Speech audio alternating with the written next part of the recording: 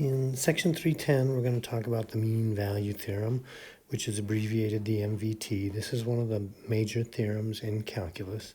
So as such, we need to make sure we understand the conditions as well as the conclusions. So the conditions are the if part. So we need for f to be continuous on the closed interval from a to b and differentiable on the open interval from a to b. So when that happens, then there exists a number c such that, and this is now the conclusion, that f prime of c must equal f of b minus f of a over b minus a. So you'll hear it spoken many different ways.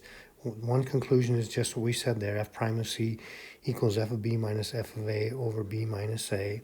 You can also say that since this is the instantaneous rate of change,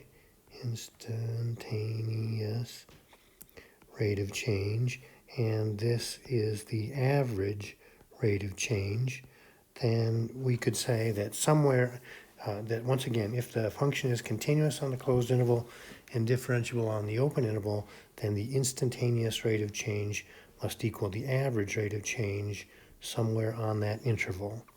There's a visual that goes with this also, kind of a geometric interpretation. So we know that f of b minus f of a over b minus a is the slope of that line between a f of a and b f of b. So we're saying that the slope of that secant line must equal the slope of the tangent line for some c that's in between a and b. So there's kind of the visual that secant line must be parallel to a tangent line for some value of c in between a and b. Okay, so let's see how we might have to do this. I'm going to slide the screen up. So we're going to show that f of x, which is equal to 5 minus 4x, on the closed interval from 1 to 4 satisfies the mean value theorem. So because we have what's known as a rational function, okay, you have this kind of polynomial over polynomial, very simple ones, then it's going to be continuous everywhere that it's defined. So f is continuous for all x not equal to 0, and likewise f is differentiable for all x not equal to 0. So that means that f is continuous on the closed interval from 1 to 4, and also f is differentiable on that open interval from 1 to 4. In fact, it would be differentiable even at the endpoints 1 and 4 also. So then what we need to do is know what is f of b minus f of a over b minus a. So f of b minus f of a over b minus a, for us, the a and the b are the endpoints of that interval. So we want f of 4 minus f of 1 all over 4 minus 1. So f of 4 is going to be 5 minus 4 over 4. 4 over 4 is 1. 5 minus 4 is 4. When we plug in 1, 4 over 1 is 4. 5 minus 4 is 1. And we also have that same thing there. And so that is going to give us that f of b minus f of a over b minus a, or the average rate of change, or the slope of the secant line, is equal to 1.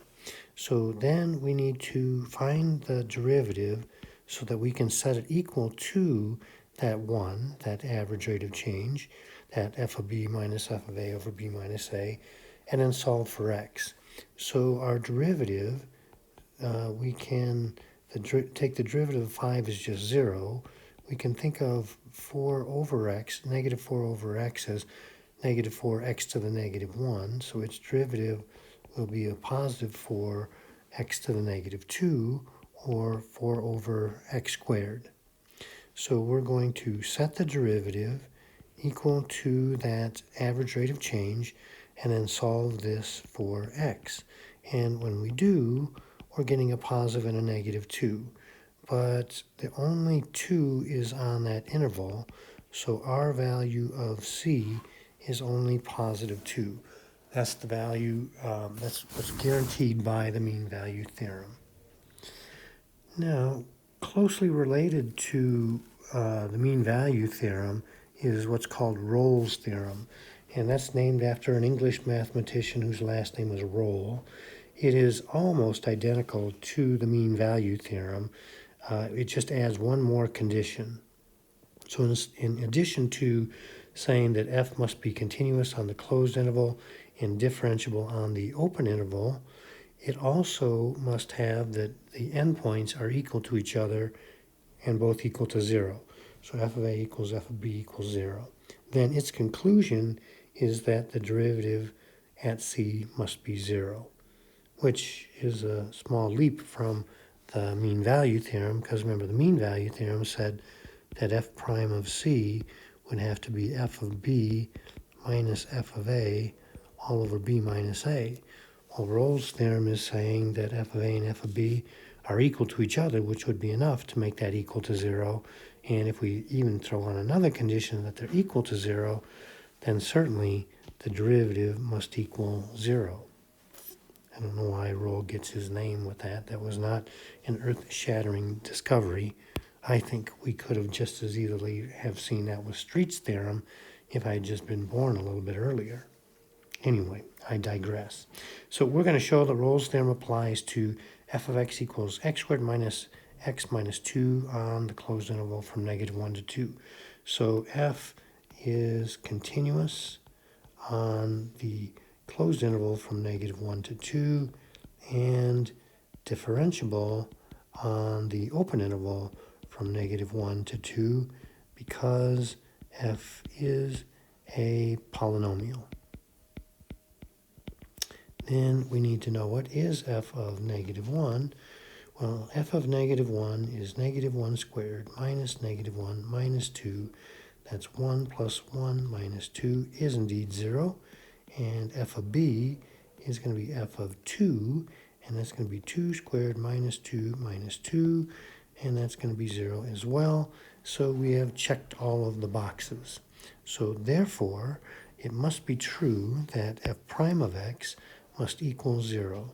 So f prime of x, which we can see is 2x minus 1, must equal 0 for some value of x, or I guess we're calling it c, on that interval from -1 to 2, and that's not too hard to find.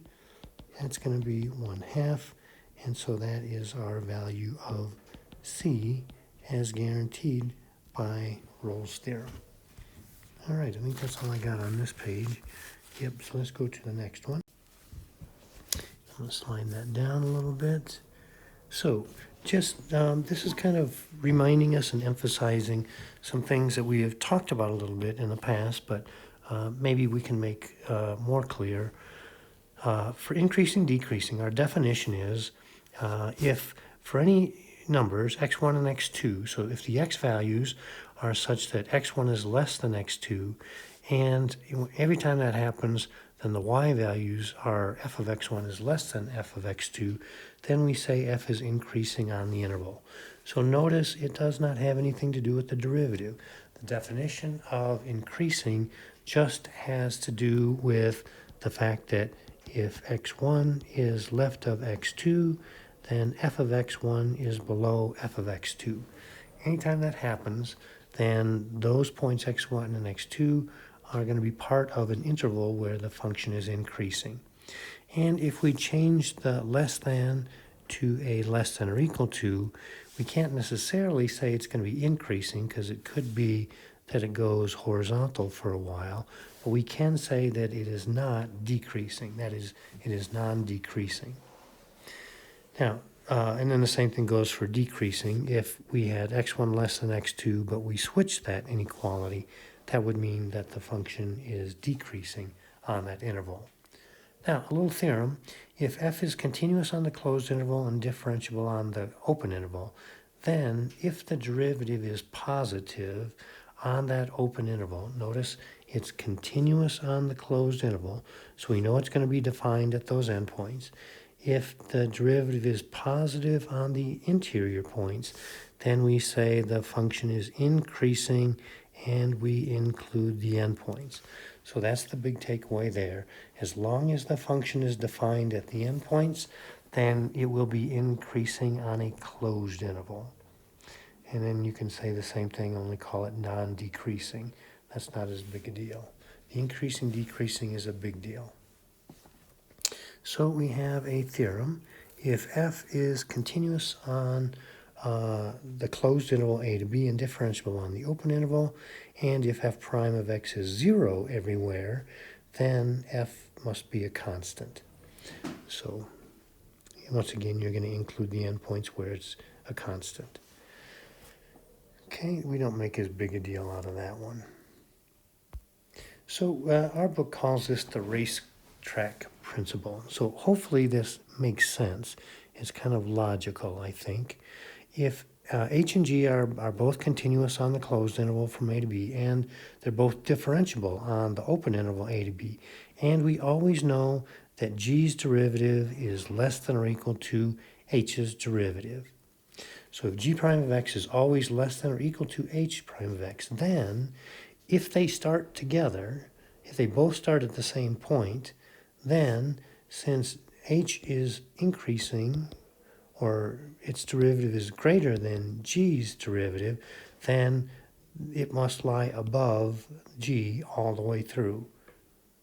So if they start together, and we know that, I'm going to give them colors. So if we know that h is going to have a bigger derivative than g, then if they start together and they take off until they get to b, then it must be that the h is going to be above g all the way through. So that's g and that's h. Now similarly, if we still have that same derivative, but they end in the same place. If g of b is equal to h of b, then g, that's the one I called the blue function, then it must have been above the h all the way through, because h was catching up to it, because this derivative was greater. Okay, hopefully that makes sense. Okay.